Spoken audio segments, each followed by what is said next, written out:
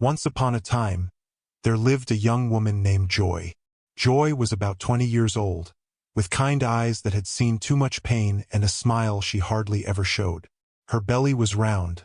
She was 7 months pregnant. Her tiny hut stood near the edge of the bush, where the wind whispered secrets through the tall grass. She lived alone. Her parents had died when she was just 16. People said they died of an unknown sickness, but the villagers didn't stop there. They claimed the sickness was a curse. They said her family must have offended the gods.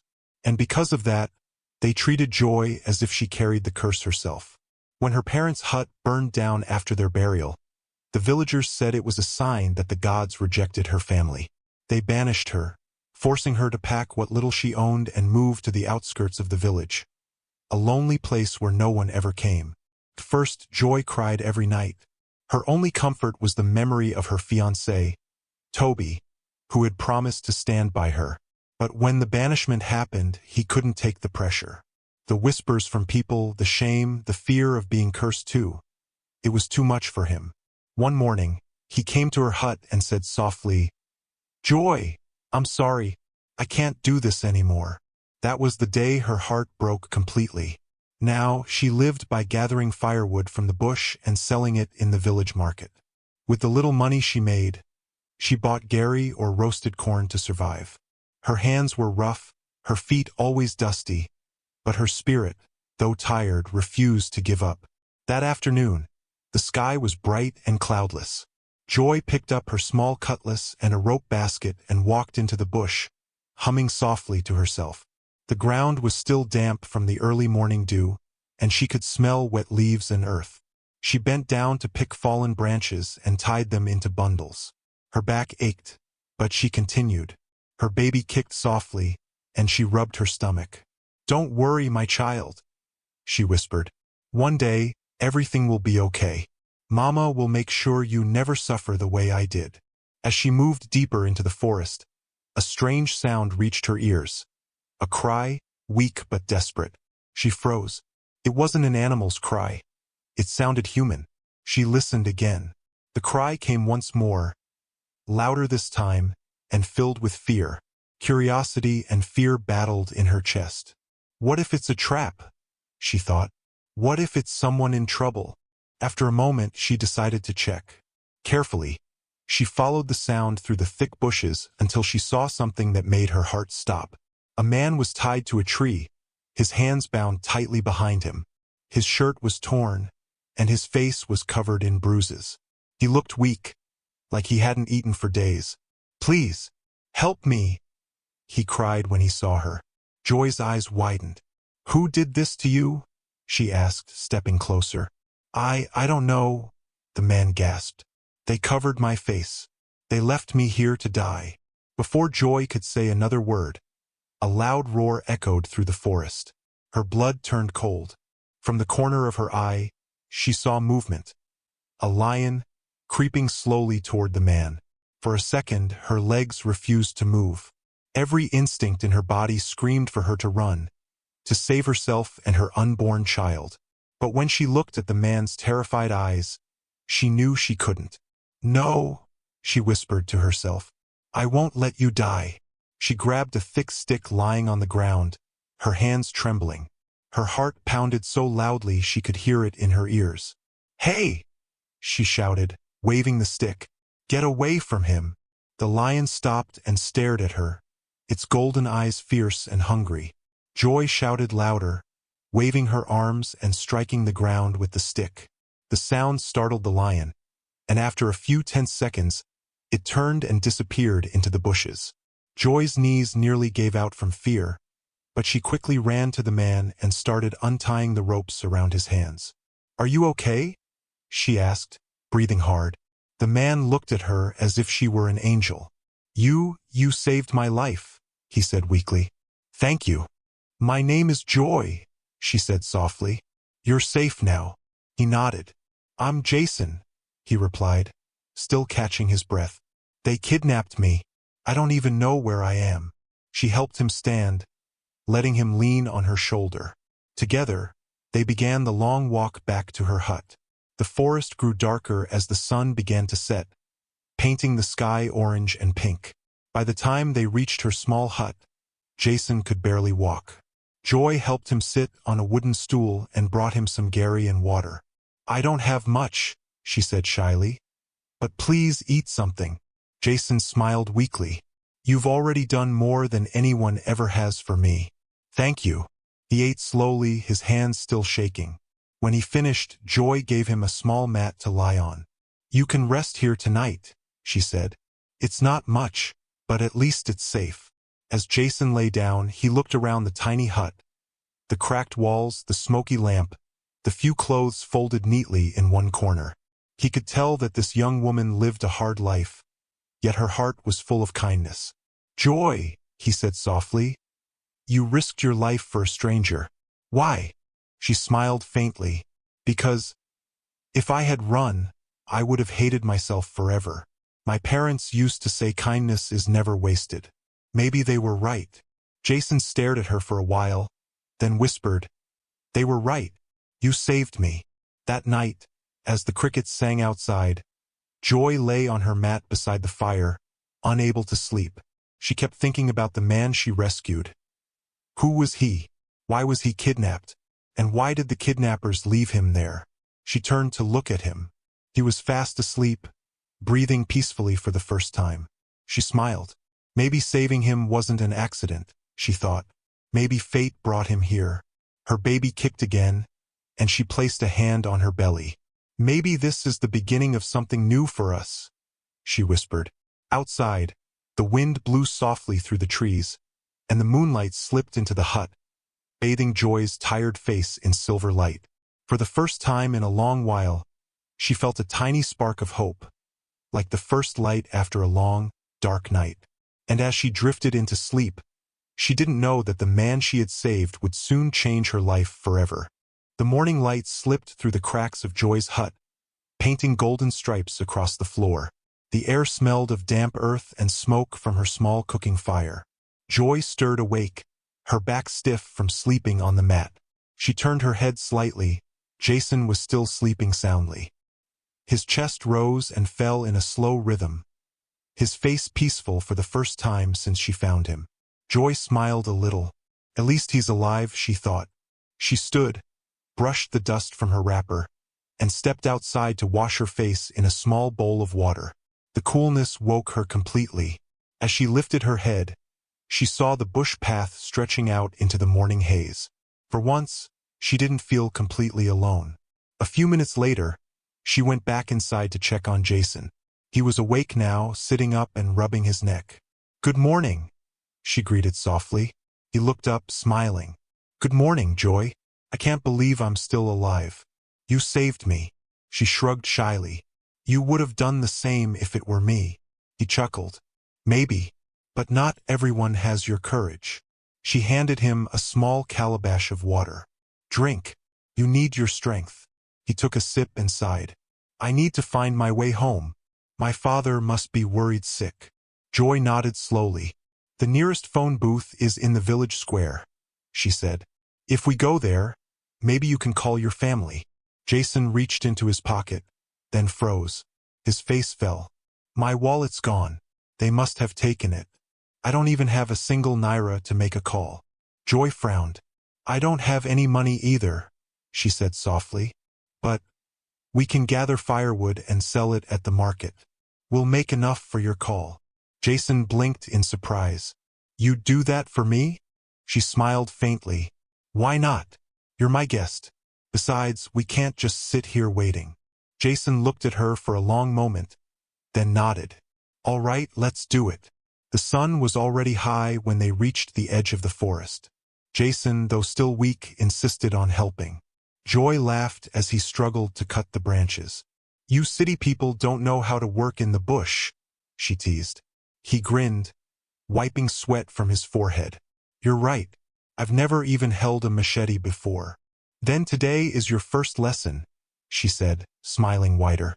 "Don't worry. I'll teach you." For hours they worked together, piling up dry sticks and broken branches. Jason's hands blistered quickly, but he didn't complain. There was something humbling about this life, the simplicity, the quiet strength of the girl beside him. When they had gathered enough, Joy tied the firewood with rope, balancing the bundle on her head with practiced ease. Jason tried to lift his bundle, but it wobbled dangerously. Joy giggled. "Here, let me help." He watched her steady it with one hand and couldn't help but admire her. She was strong, stronger than most people he knew. Together, they walked toward the market. The market buzzed with life. Women calling out prices, goats bleating, children running between stalls. But the moment Joy stepped in, the noise seemed to fade. People turned to stare. Whispers filled the air like smoke. "That's the cursed girl. She's still alive? And who's that man with her?" Jason frowned. "Why is everyone staring?" Joy lowered her head. "Ignore them," she muttered. "Let's just sell the firewood." But Jason wasn't the kind of man to ignore cruelty. "Joy," he said, "why are they calling you cursed?" Her steps slowed. She looked away. "It's a long story." "We have time," he said gently. Joy sighed. "When my parents died of sickness, everyone said our family was cursed. They burned our house and banished me. They think I bring bad luck. That's why no one talks to me. That's why I live alone." Jason's chest tightened. "That's horrible," he whispered. "You didn't deserve that." She gave a small, sad smile. "It's okay. I've gotten used to it. Life has been hard, but I've learned to survive." Jason looked around at the people who whispered as if she were a ghost. Anger burned in his stomach. How could they treat her like this? He helped her stack the firewood near a stall, and together they sold it. By afternoon, they had enough money for a phone call, just enough. As they walked toward the phone booth, the villagers stared again. Some even laughed. "Look at her, walking with a man. Maybe she's found another victim." Jason stopped. He wanted to shout at them, but Joy touched his arm. "Don't," she whispered. "They're not worth it." Her calmness amazed him. When they reached the booth, Jason took the coins from her palm and dialed a number. The phone rang only once before a voice answered. Deep, worried, familiar. "Jason. Jason, is that you?" Jason's eyes filled with tears. "Dad, it's me. I'm okay."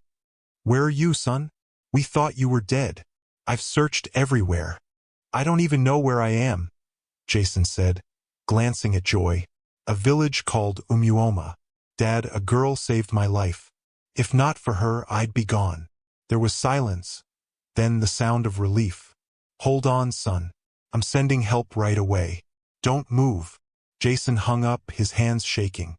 "He's coming," he said, smiling through tears. Joy blinked. "That's good. You'll be safe now."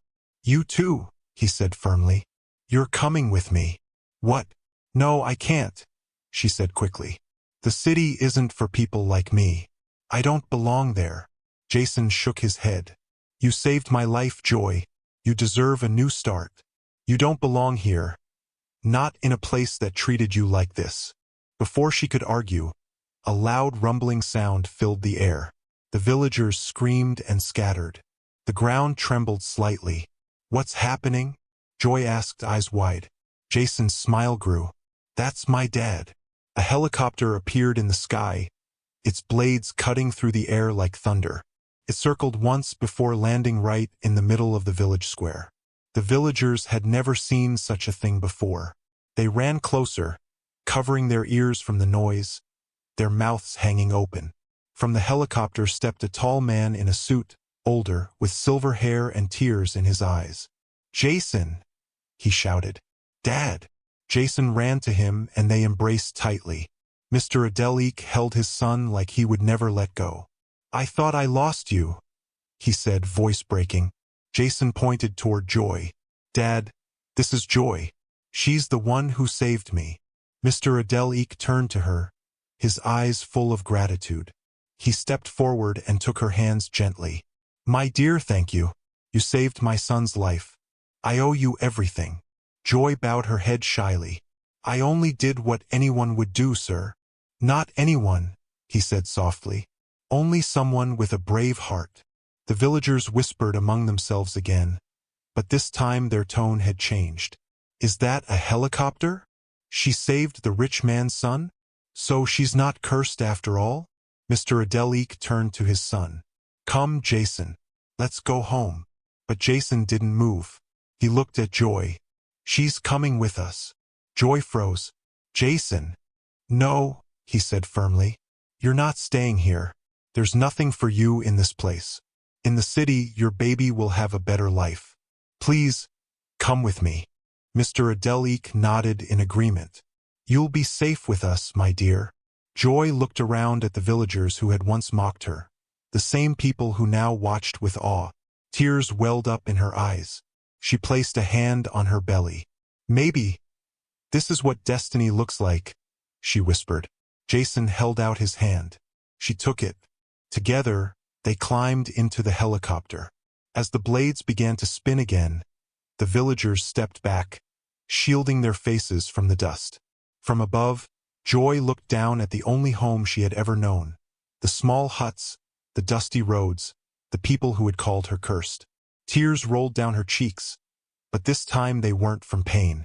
Jason squeezed her hand. It'll all be fine, he said softly. She smiled through her tears. I believe you. The helicopter rose higher into the sky, leaving the village far behind. Joy looked out at the endless stretch of land below. The rivers, the forests, the glowing horizon. For the first time, she felt free. And deep inside her heart, she knew that her life, and her baby's life, was about to change forever.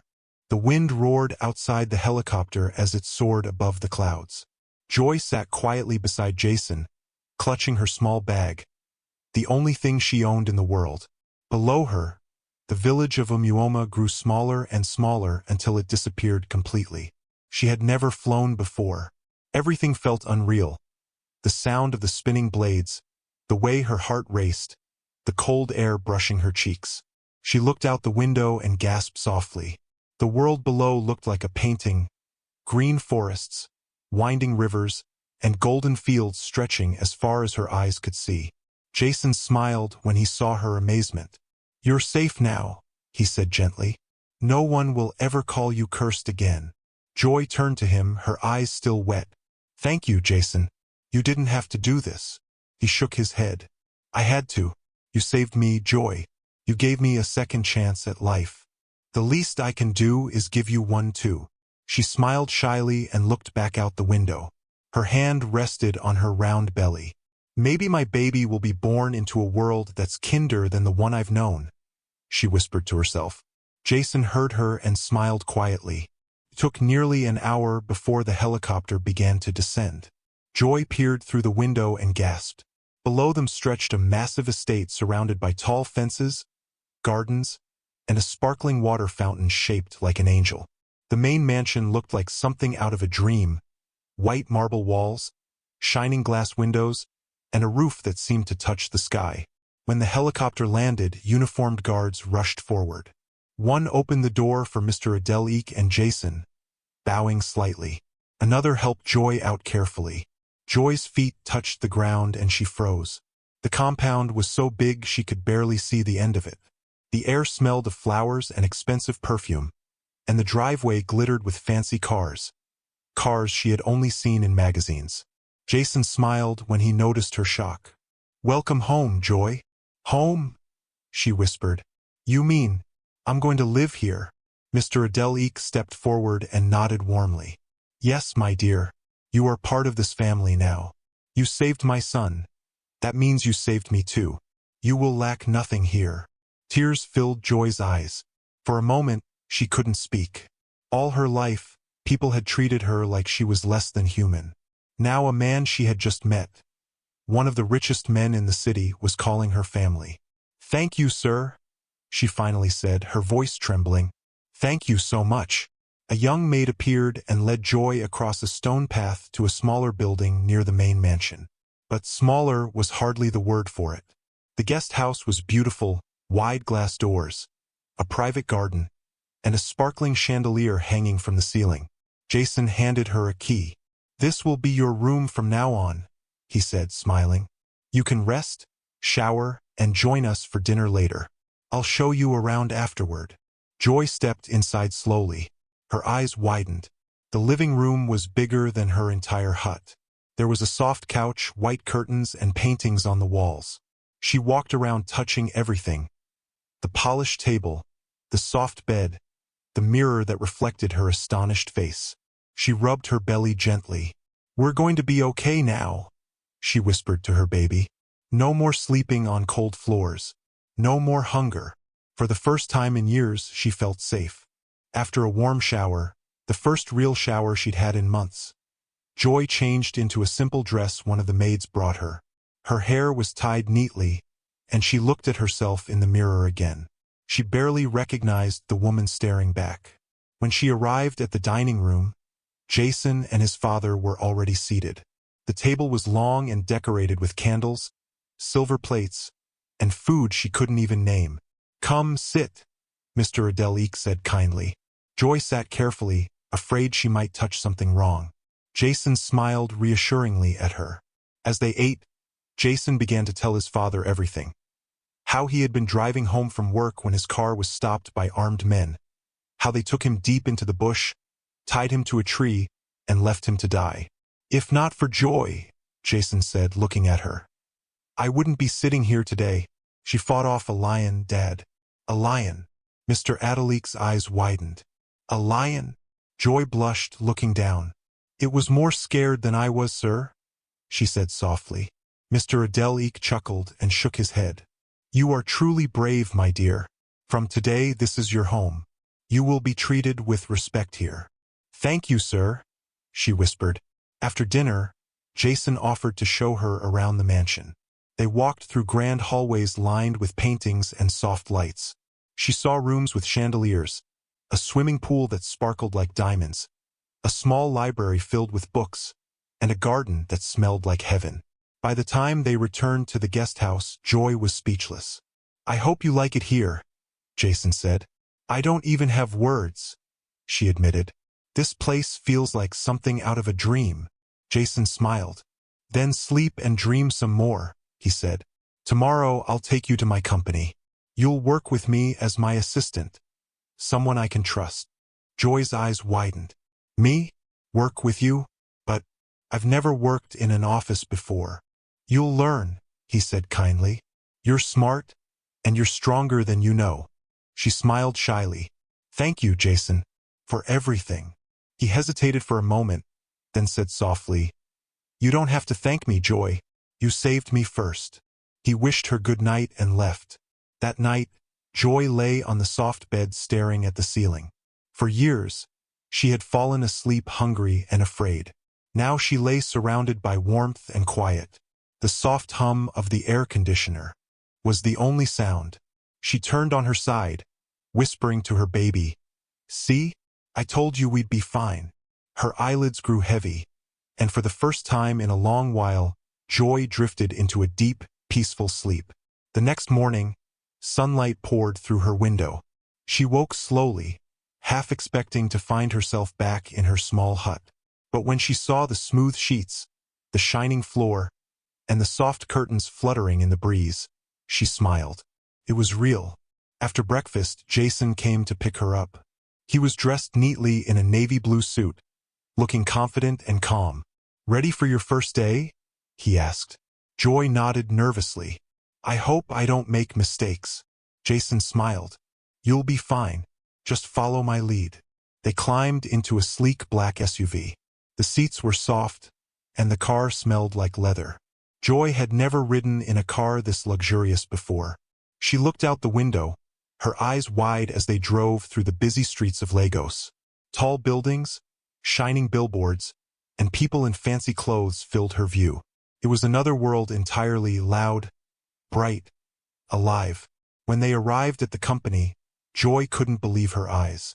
The building was tall and made of glass, with the words Heir and Company shining at the top. Employees in suits moved briskly through the lobby, and the air smelled of perfume and coffee. Jason led her through the corridors. "This is where I work," he said proudly. "You'll sit right outside my office." He showed her a neat desk with a computer, notepads, and a nameplate that read, "Miss Joy, Personal Assistant." Her heart swelled. She traced her fingers over the nameplate and smiled. This, this is really mine? Jason nodded. Yes, you earned it. He spent the rest of the morning teaching her how to answer calls, schedule meetings, and organize files. Joy listened carefully, writing everything down. She made mistakes at first, pressing the wrong buttons, mispronouncing words, but Jason never got angry. He just laughed and guided her gently. By afternoon, she was already improving. Some of the other workers smiled politely at her, though a few whispered when she passed. But Joy ignored them. She had faced worse. When the day ended, Jason walked her to the car. You did great today, he said. Joy smiled proudly. I was nervous, but it wasn't so bad. He laughed softly. Told you so. As they drove home, Joy looked out at the sunset. The city lights began to glow, and her reflection in the window smiled back at her. For the first time in her life, she felt like she truly belonged somewhere. Not as the cursed girl, not as the outcast, but as a woman who had found purpose. That night, she stood by her window, staring at the stars above the city. Her heart was full of gratitude. Life had changed so suddenly, so beautifully, that she still couldn't believe it. She closed her eyes and whispered a prayer. Thank you, God. Thank you for Jason. Thank you for giving me another chance. And as she lay down to sleep, her baby kicked gently, almost as if to say, we made it, Mama. The days that followed were like something out of a dream for Joy. Each morning, she woke up in her cozy guest house, took a warm shower, and dressed neatly in one of the simple but elegant clothes the maids helped her pick out. Then Jason's car would honk outside, and she'd step out with a bright smile, ready to face the day. Her new job as Jason's personal assistant kept her busy. She learned how to answer business calls, schedule meetings, take notes, and even send emails. At first, she struggled to type correctly, her fingers awkward on the keyboard, but Jason was patient with her. You're doing great, he would say with a grin whenever she looked nervous. Don't be too hard on yourself, Joy. You're learning faster than most new hires. Every word of encouragement made her heart flutter. In the office, Jason's staff quickly noticed how close the two had become. Joy's desk was right outside his glass office, so everyone could see them working together, talking, laughing, sometimes even sharing lunch. Soon, whispers started. She's so lucky, one of the secretaries murmured one afternoon. Can you imagine being the personal assistant to the boss himself? Lucky? Another replied with a sneer. She's just a village girl who got in through sympathy. Everyone knows she's the one who saved him in the bush. That's why he brought her here. Joy heard the whispers sometimes when she passed through the hallway, but she didn't react. She had learned long ago that silence was stronger than anger. Besides, she had bigger things to think about, like making sure Jason's schedule was always perfect and his coffee always exactly how he liked it. 1 spoon of sugar, 2 spoons of milk, and no cream. Every lunch break, Jason would invite her to join him. They'd eat together in the company cafeteria, laughing over random things, stories from his childhood, funny incidents in the office, or memories from her village. You actually sold firewood? Jason asked one afternoon, looking amazed. Joy nodded, smiling faintly. That's how I survived. It wasn't easy, but it taught me not to give up. He looked at her for a moment, his expression soft. You're stronger than you realize, Joy. I've met people with everything in life who still complain. But you had nothing and still found reasons to smile. Joy blushed. I guess I just learned that complaining doesn't change anything. Jason chuckled. Maybe I need to learn that from you. She laughed, and for a moment the world felt light. But not everyone was happy about Joy's growing closeness with Jason. One person, in particular, couldn't stand it, John, the son of Mr. Femi, who was Jason's father's business partner. John was tall, confident, and proud, the type of man who thought the world revolved around him. He had always assumed he would one day take over the company. So when Jason brought in a girl from the village and made her his assistant, it bruised his ego deeply. Who does she think she is? He muttered one day to his friend in the corridor. She doesn't belong here. This is a corporate company, not a charity home. His friend tried to calm him down, but John's anger only grew each day. One afternoon, Joy went to the office kitchen to make Jason a cup of coffee. She hummed softly as she stirred the sugar and milk together. The air smelled of roasted beans and cinnamon. Suddenly, the door creaked open, and John walked in. He leaned casually against the counter, his eyes cold. "Look who we have here," he said, his voice dripping with sarcasm. "The village girl who thinks she's the queen of the company." Joy turned slowly, her expression calm. "Good afternoon, Mr. John." He smirked. "So polite. Tell me, Joy, what's your secret? How did you convince Jason to hire you? Or maybe—" He stepped closer, lowering his voice. "He hired you for other reasons." Joy's stomach twisted in anger, but she didn't show it. "I got this job because I saved his life," she said evenly. "And because I work hard." John chuckled. "Work hard? You don't belong here, Joy. You're just a charity case. Don't get too comfortable. People like you never last in places like this." She turned to face him fully now, her voice steady. "With all due respect, Mr. John, you don't get to decide who belongs here. I'm just doing my job." He stepped closer until his tall frame towered over her. "I'd watch my back if I were you," he said quietly. "You don't know how things work here." The air in the kitchen grew tense. Joy's heart pounded, but she stood her ground. Just then, the door opened again. Another staff member walked in to get water, and John quickly stepped away, pretending to check his phone.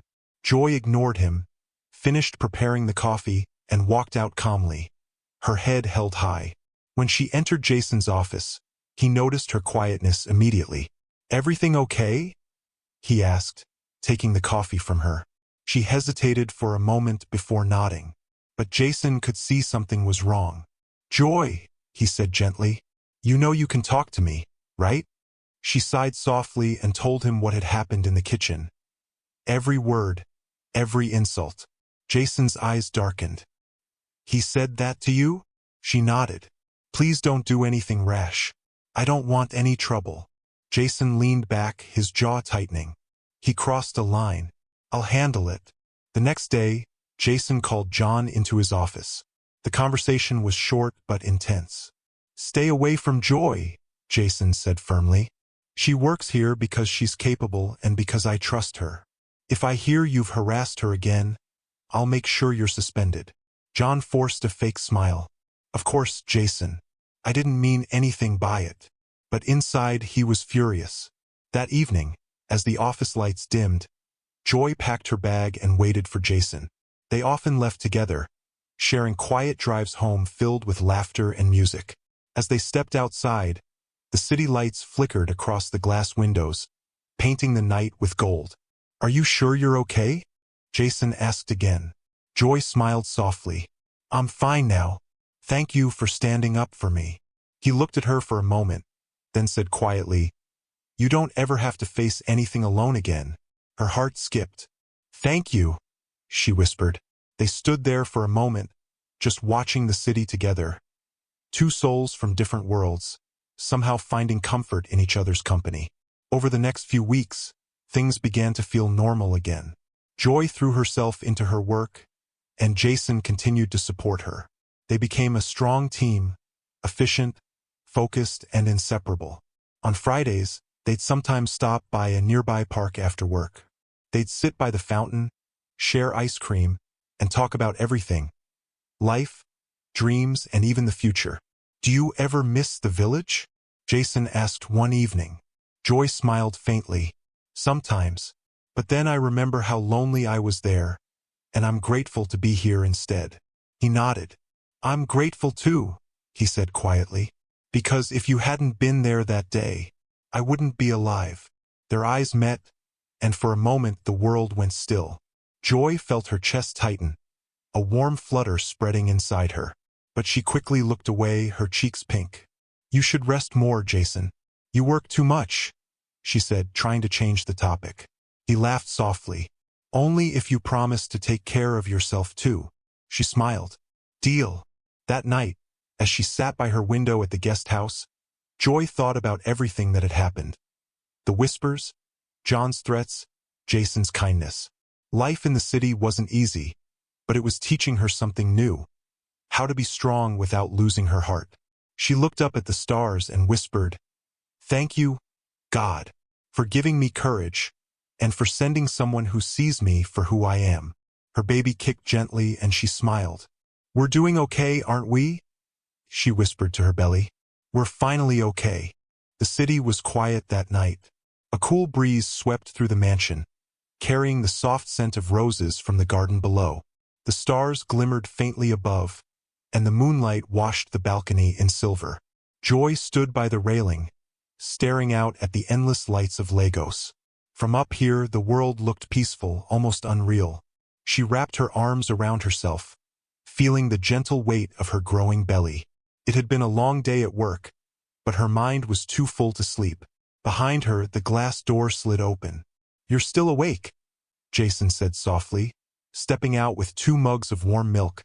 Joy smiled and took the one he offered. "Thank you. I couldn't sleep." He leaned on the railing beside her. "Me neither. My head's full of tomorrow's meetings." They both laughed quietly. For a moment, silence settled between them, comfortable and calm. The city lights reflected in Jason's eyes, and Joy found herself staring longer than she meant to. "You ever think about how crazy life can be?" Jason asked, breaking the silence. She looked at him curiously. "What do you mean?" "One day, I'm tied to a tree in the middle of nowhere," he said with a half-smile. "And the next, I'm standing here beside the woman who saved me. The same woman everyone once called cursed." Joy laughed softly, shaking her head. "When you put it like that, it does sound crazy." He turned to face her. "I think it's fate." Her eyes met his. "Fate? Yes." He nodded slowly. "I've thought about it a lot. Why you were in that forest that day, why you didn't run when you saw the lion, why you helped a complete stranger. It's like everything that happened was meant to happen." Joy looked away, her heart fluttering. "Maybe it was," she said quietly. "But sometimes I wonder why fate had to be so hard before it became kind." Jason sighed. "Maybe because it was shaping you into the woman you are now." She turned back to him, surprised. "And what kind of woman is that?" He smiled, his voice gentle. "Strong, brave, beautiful." Her cheeks warmed, and she looked down, pretending to sip her milk. "You always know what to say, don't you?" He chuckled. "Only when I mean it." They both stood there for a while, watching the night sky. Down below, the sound of crickets blended with the distant hum of traffic. Jason leaned closer. "You know, I've never told anyone what really scared me that day in the forest." Joy glanced at him. "What was it?" "It wasn't the kidnappers," he said quietly, "or even the lion. It was the thought that no one would find me, that I'd die there alone." He paused, his voice softer now. "Then I saw you. You looked like hope." Joy's chest tightened. She had no words. All she could do was look at him, this man who had every reason to forget her, yet never did. "And now?" she asked, her voice barely above a whisper. Jason smiled faintly. "Now I'm just afraid of losing that feeling." Her heart skipped. "What feeling?" He looked into her eyes, and in that moment, she understood without him saying it. Before she could think, before she could remind herself of who she was and who he was, Jason reached out and brushed a strand of hair from her face. His hand lingered for a second, warm against her skin. Their eyes locked, his full of quiet longing, hers wide with surprise. "Joy," he whispered. "Yes, I think I've fallen for you." The world seemed to pause. The sound of the wind, the chirping of the crickets, everything faded into silence. Joy's breath caught. "Jason, I know it's sudden," he said quickly, his voice shaky now, "and I don't want you to feel pressured. I can't keep pretending I don't care more than I should. You changed my life, Joy. You remind me what real kindness looks like. You make me want to be better." Joy's heart beat wildly. For years she had been invisible, unwanted. And now the man she had rescued, a man who could have had anyone, was standing before her, speaking words she never thought she'd hear. She swallowed hard, her voice trembling. "I don't know what to say." "Then don't say anything," he said softly. "Just tell me if this feels wrong." He stepped closer, slowly, giving her time to stop him. But she didn't move. She couldn't. Something deep inside her told her this moment was meant to happen. Their faces were inches apart now. She could feel his breath, warm and gentle. Her heart raced so fast she thought it might burst. And then he kissed her. It was soft at first, almost unsure. Then it deepened, gentle, warm, full of everything words couldn't say. Joy froze for a second. Then her eyes fluttered closed. She felt safe, seen, loved. When they finally pulled apart, both of them were breathing fast. Jason looked at her, his voice barely a whisper. "I'm sorry. I shouldn't have." Joy shook her head quickly. "Don't be." Her voice trembled. "It just surprised me." He smiled nervously. "It surprised me too." For a long moment, they just stood there, the night wind swirling around them. Then Joy looked away, her thoughts spinning. "Jason, I don't want to be another story where the poor girl falls for the rich man and gets hurt." He stepped closer again, his tone serious. "This isn't a story, Joy. I don't care where you're from. I just care about you." Her eyes softened. "I care about you too," she admitted quietly. Jason's smile returned, slow and tender. "Then that's all that matters." He leaned down and pressed a small kiss to her forehead, soft and full of promise. "Good night, Joy," he whispered. "Good night, Jason," she replied, her voice trembling but full of warmth. He turned and walked back inside, but Joy stayed on the balcony, her heart racing, her lips tingling, her mind spinning with everything that had just happened. She placed a hand on her belly and smiled. "Looks like life had one more surprise for us," she whispered to her baby. The moonlight shimmered on her face, and for the first time in her life, she didn't feel like the cursed girl anymore. She felt like someone who was finally learning what love truly meant. The morning after the kiss felt strange. Not bad, just new. Joy woke up with a flutter in her stomach that had nothing to do with her pregnancy. Every time she remembered the way Jason's lips had brushed hers under the moonlight, her heart skipped. At breakfast, she tried to act normal. Jason was there too, reading a file while sipping his coffee. Their eyes met once, and they both smiled shyly, quickly looking away. Mr. Adelique, sitting at the head of the table, didn't notice anything unusual. He was busy talking about a new business deal. "Jason, we need to review that partnership contract with Femi Enterprises," he said. Jason nodded. "Yes, Dad. I'll go through it again today." Joy froze for a moment. Femi Enterprises. That was John's father's company. She remembered John's arrogant smirk, the way he had threatened her. Something about the name made her uneasy, though she didn't know why. After breakfast, Jason drove them both to work. The ride was quiet, comfortable, but filled with thoughts neither of them could put into words. At the office, the day started as usual. Joy went through the schedule, booked meetings, and made coffee for Jason.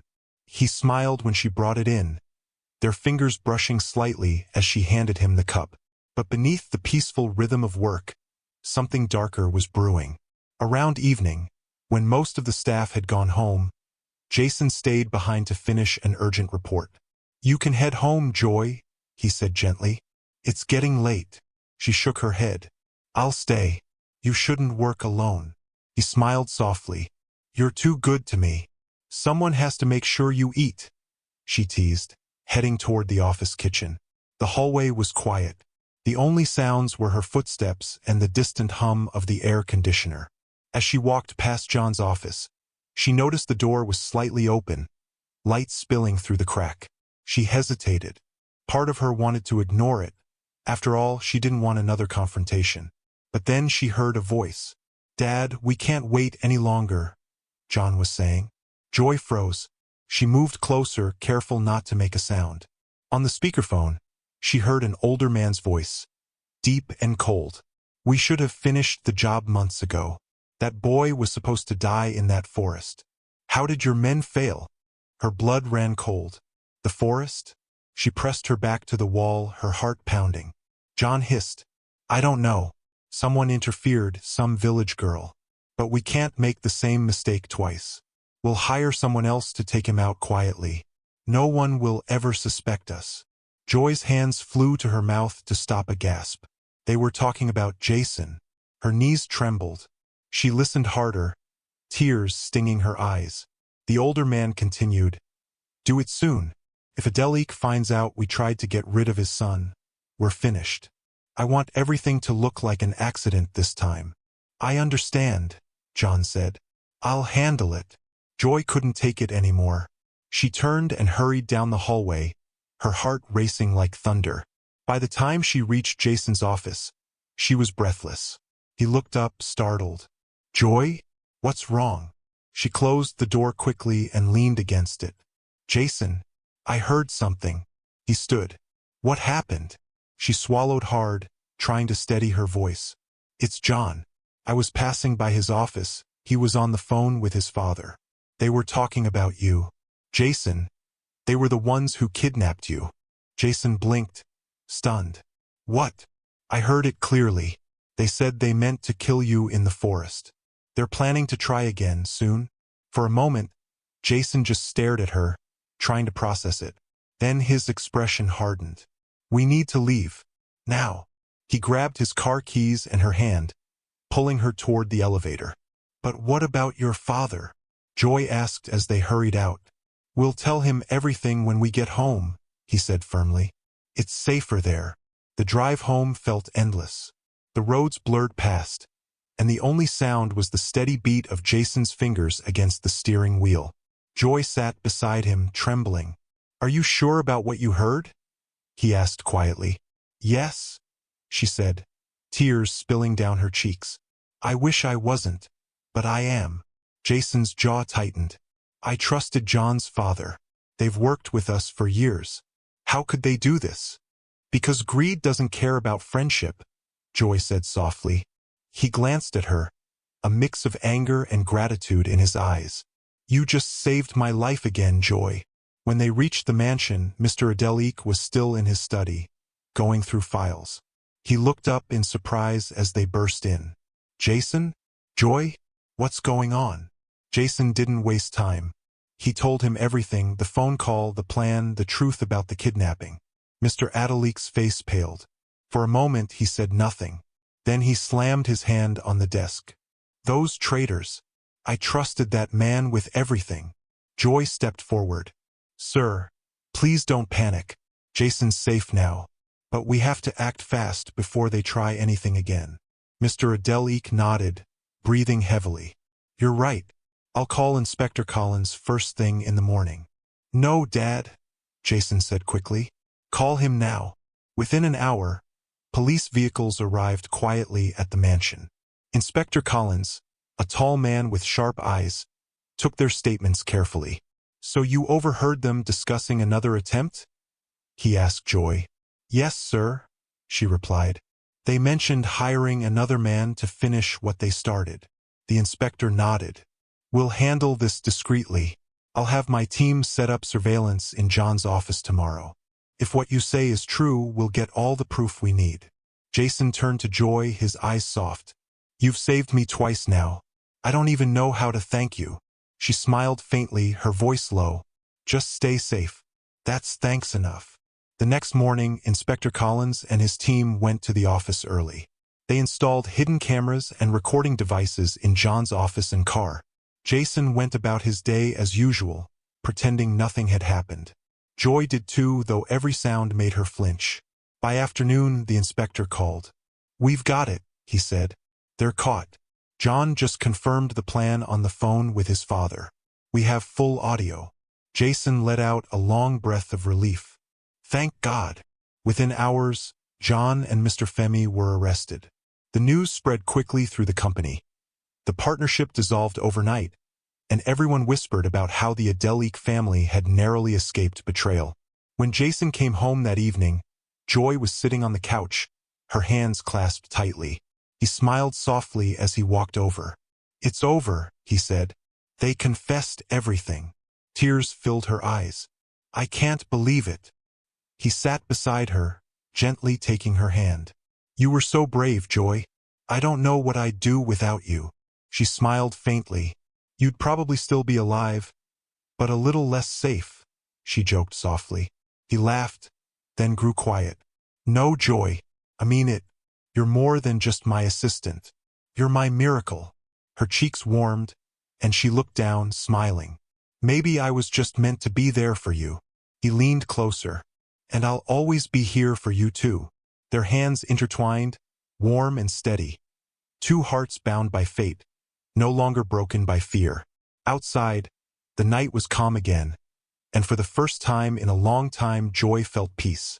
The danger was over, the shadows gone. And somewhere deep inside, she knew this wasn't the end of their story. It was the beginning of something even greater. The morning of the court hearing felt heavy, like the sky itself was holding its breath. Joy dressed slowly in a simple lilac gown the maids had ironed for her, smoothing the fabric over her round belly. Every now and then, the baby kicked as if to remind her, "I'm here, Mama. I'm strong." Jason knocked softly on her door. "Ready."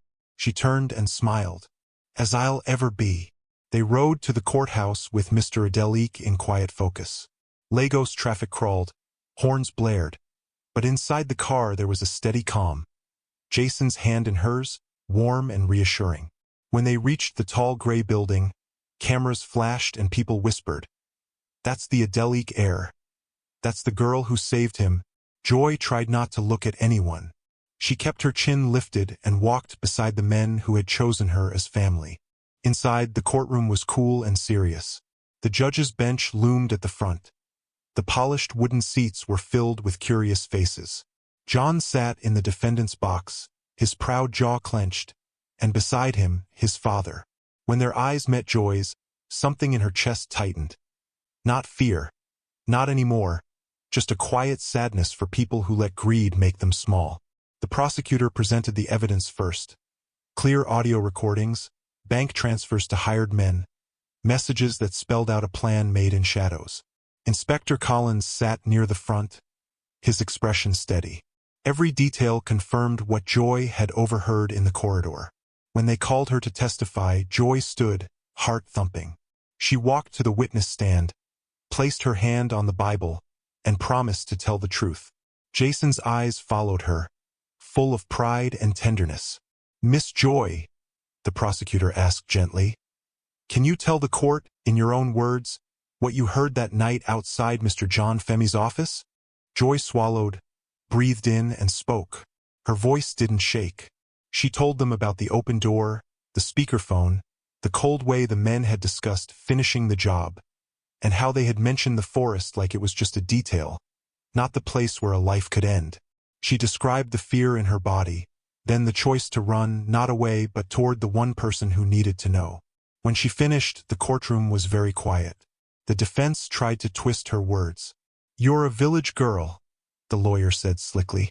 "Are you sure you understood what you heard?" Joy met his gaze.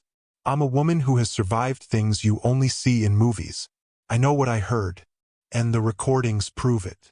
A soft murmur rippled through the room. By afternoon, the judge returned with the verdict. On charges of conspiracy, attempted murder, and kidnapping, this court finds the defendants guilty. The wooden gavel struck, firm and final. Both defendants are hereby sentenced to life imprisonment. For a moment, Joy did not breathe. Then she felt Jason's hand squeeze hers, and she exhaled a long, trembling sigh. It was over. The danger that had chased them from the bush to the boardroom was finally, truly over. They stepped outside to a burst of afternoon sunlight. Reporters shouted questions, microphones stretched forward, but Inspector Collins formed a shield, guiding them to the car. Joy's shoulders loosened as the city swallowed the courthouse behind them. "That was brave," Jason said softly. Once the doors shut and the noise faded, she smiled tiredly. "I wasn't scared of them anymore." "You were never just brave," he murmured. "You were light in a dark place." Joy turned to the window, blinking back happy tears. Her belly tightened. Not a kick this time, a slow rap of pressure like a belt being pulled. She breathed through it. The pressure eased. She said nothing. Traffic moved, slow and sticky. Joy rolled her shoulders. Another squeeze. Longer. Stronger. "Jason," she whispered, holding the seat belt. I think it's time." He jerked forward. What now? She nodded, half laughing, half gasping. Now. In a heartbeat he was a different man, urgent, focused. Dad, hospital. Now. Cars and buses and Kiki buzzed. But somehow the black SUV slipped through, siren-free and determined. Joy's fingers gripped Jason's. He wiped her forehead with a handkerchief, whispering, "You're okay. You're okay. I'm here. Breathe with me." They inhaled together, slow and steady, like waves rolling onto a shore and back again. At the hospital entrance, nurses met them with a wheelchair. "How far along?"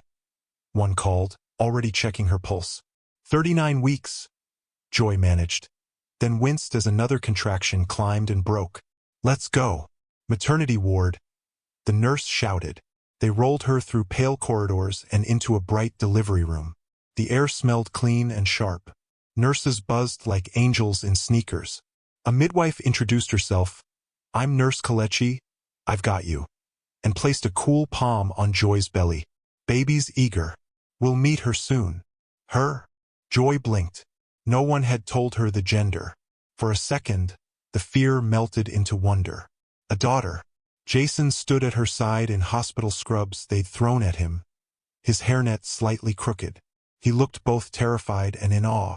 "I'm not going anywhere," he said, locking his fingers through hers. The contractions grew stronger, then stronger again. They rose like mountains and broke like storms. Joy tried to ride each one, breathing the way Nurse Kelechi showed her, letting the sound of her own strength fill the room. In the deepest pain, she saw her past like flashes. The firewood bundles, the whispers of cursed girl, the lion's golden eyes, and over all of it, the kiss on the balcony, soft as a promise.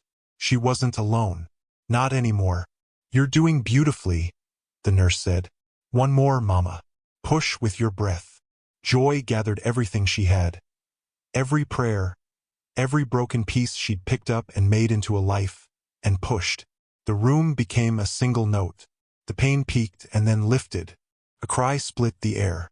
Thin, fierce, alive. "Congratulations!" Nurse Kelechi laughed, lifting a tiny, wriggling body. "It's a girl." Joy sobbed and laughed at once. Jason's eyes filled faster than he could blink.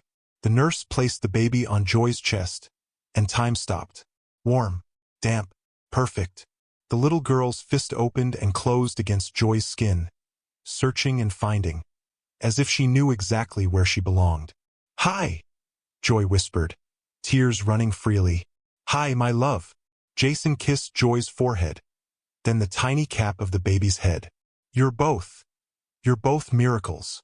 The next minutes blurred into soft movements. Clamps, blankets, gentle voices. Someone asked Jason if he wanted to cut the cord. His hands shook, but he nodded. Snip.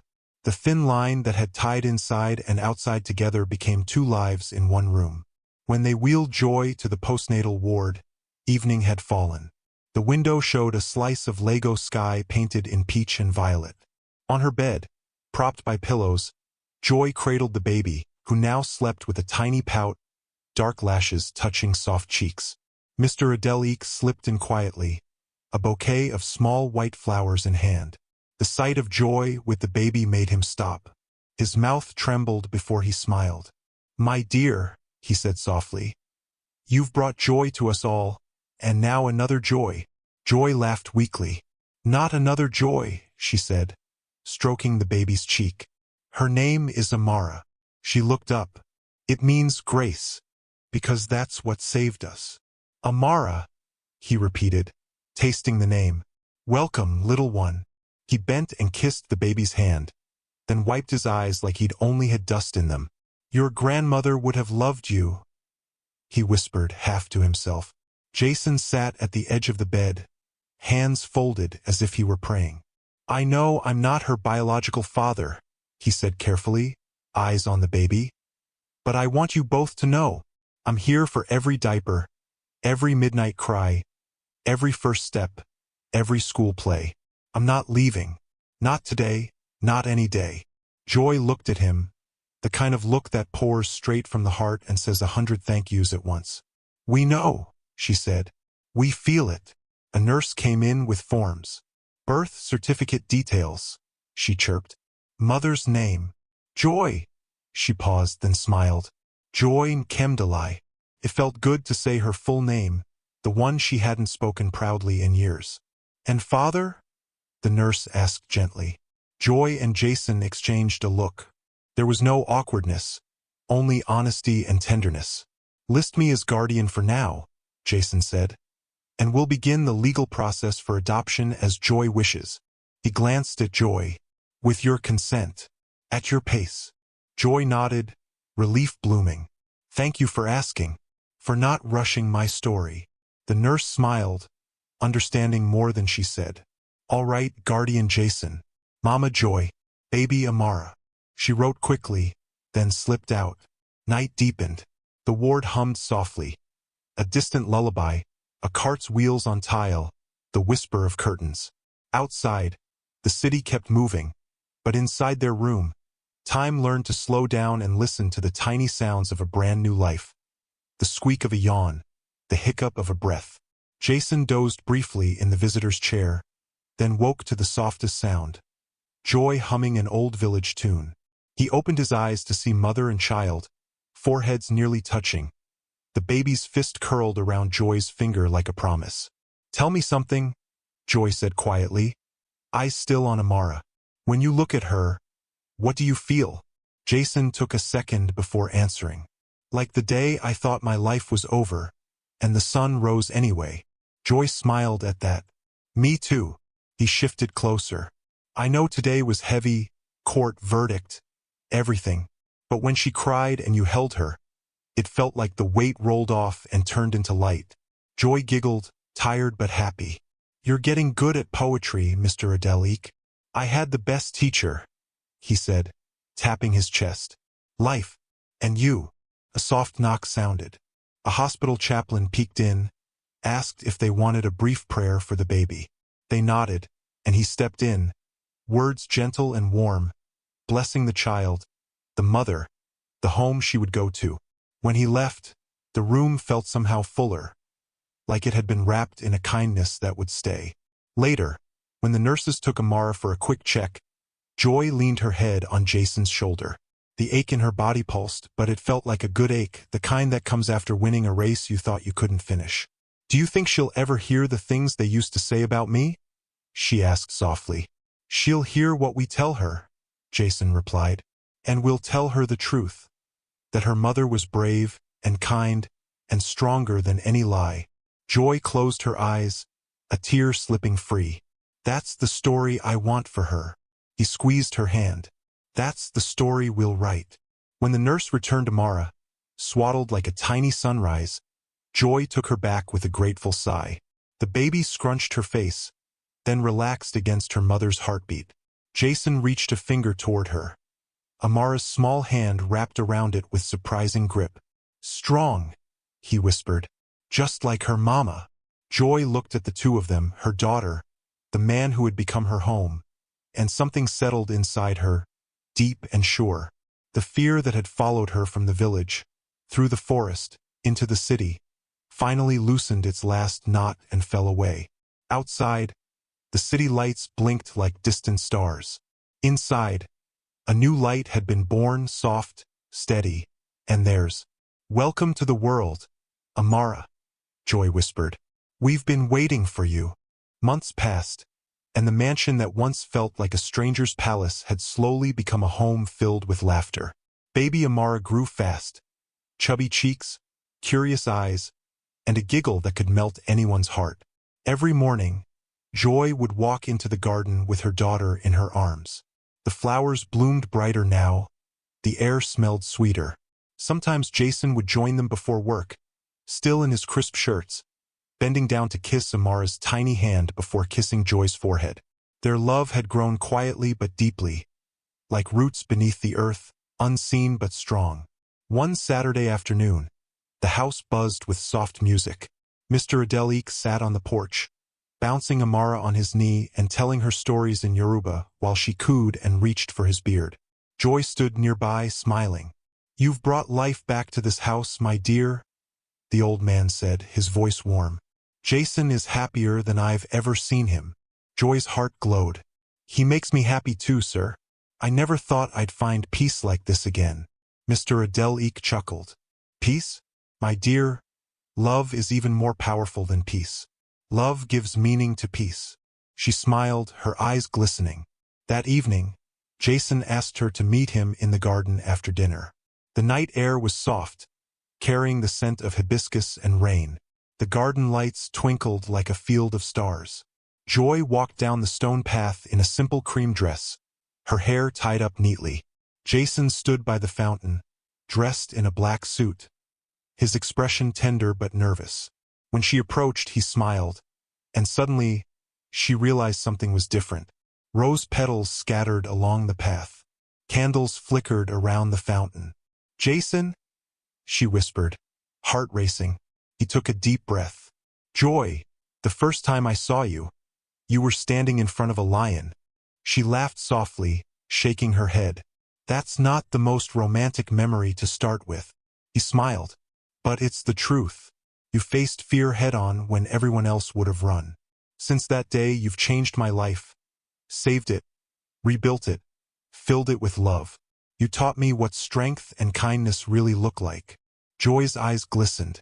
Jason, he continued, stepping closer.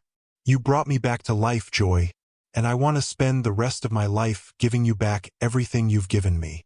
Then he knelt down, slowly, gracefully, like the moment itself had been waiting forever.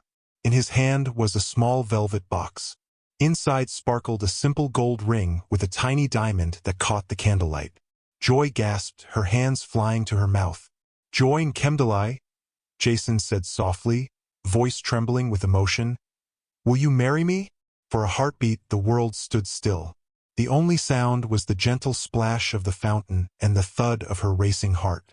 Tears filled her eyes. Jason, yes. Her voice broke with joy. Yes, I will. He slipped the ring onto her finger, and she threw her arms around him. He lifted her slightly off the ground as she laughed and cried at the same time. From the porch, Mr. Adel-Eek clapped with a wide grin, holding Amara high like a little witness to their love. The maids and guards who had peeked through the windows began to cheer softly, smiling as if their own hearts were being warmed. The wedding came weeks later, quiet but beautiful, set in the same garden where he had proposed. The sun shone softly, and flowers lined every path. Joy wore a white gown that flowed like clouds, simple but elegant. Her veil was light, almost glowing in the breeze. Jason waited at the altar, his heart pounding. When Joy walked in, holding little Amara in her arms instead of a bouquet, everyone sighed in admiration. Mr. Adel-Eek officiated the ceremony himself. His voice trembled as he spoke. Love is patient. Love is kind. Love is not about where you come from, but what you give. Joy and Jason exchanged vows that felt like music. I promise to stand beside you, Jason said, his eyes glistening. Through every joy and every storm, you gave me courage when I had none. I'll spend my life protecting that light in you. And I promise, Joy said softly, to love you the way you've loved me, without fear, without doubt. You taught me that love isn't about where we start, but how we choose to grow together. When the priest finally said, You may now kiss your bride, Jason leaned in gently, kissing her like it was the first sunrise after a long night. Applause broke out. Amara clapped her tiny hands too, giggling, and everyone laughed. That evening, as the guests left and the lights dimmed, Jason and Joy sat by the fountain again, just as they had on the night of his proposal. The stars shimmered above them, the sound of the water steady and calm. Joy leaned her head on his shoulder, her ring glinting under the moonlight. Do you ever think about how far we've come? She asked softly. Jason smiled. Every single day. She sighed happily. Sometimes I still can't believe it. From the bush to this. He looked at her, his eyes tender. You were never meant to stay in the bush, Joy. You were meant to shine. You just needed someone to remind you. She smiled through tears. And you did. He touched her chin gently, lifting her face toward his. No, he said softly. You reminded me what love is. They kissed again. Slow, warm, filled with gratitude more than passion. A kiss that said, "We made it." Amara's soft coo came from her crib nearby, as if echoing the joy of the moment. Joy laughed quietly. "Looks like someone doesn't want to miss anything." Jason chuckled. "She's her mother's daughter, curious and strong." Joy smiled, resting her head on his chest. "I like that." The night grew quieter. The fountain whispered. Somewhere in the distance, fireworks from another wedding painted the sky with light. Jason wrapped his arm around her and whispered, "Welcome to forever, Mrs. Adelique." Joy looked up, her heart full. Forever sounds perfect. And under the wide, forgiving sky, they stayed there, two hearts that had once been broken by fate, now mended by love, holding on to a promise that would last a lifetime. Thanks for watching. If you enjoyed this story, please subscribe to this channel and tell us where you are watching from. Have a wonderful day.